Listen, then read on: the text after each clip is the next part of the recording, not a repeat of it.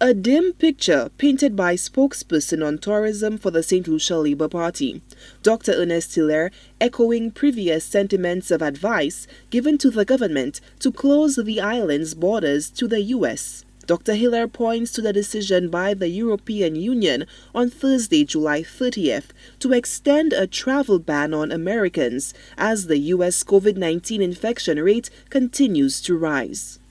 You would have followed the news this morning that the Prime Minister of the United Kingdom, Boris Johnson, announced this morning that they were retreating in the opening up of the United Kingdom because there's been a spike in the last few days in the United Kingdom. And consequently, bowling alleys and bars, certain places will no longer be allowed to open. There are villages now in the United Kingdom registering spiking cases when they never had before. And it all points out to the simple point that we've been making. We understand the need for the opening up.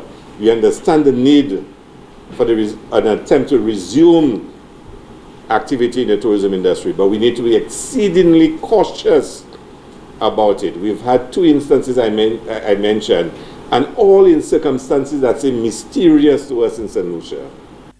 The SLP spokesman says the party's proposed plan of action has always been to open up the local economy, then look to the region. The announcement of a bubble-cation by the Ministry of Tourism, according to Dr. Hilaire, is late.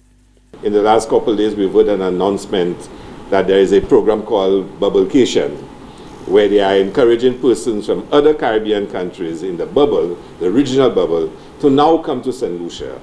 We believe that should have been done before we start accepting persons from the United States and other countries with high incidence of COVID.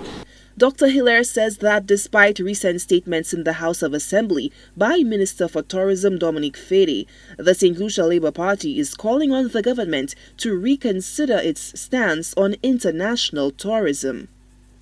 St. Lucians know that's not true. I mean, all of us that live in St. Lucia know there's no way 1,400 jobs was created and 500 taxi drivers are now operating once again. In all of that, we want to put the lives of St. Lucians first. And I want to make it very clear that whilst we are supportive of encouraging economic activity, it cannot be at the expense of the health and safety of St. Lucians.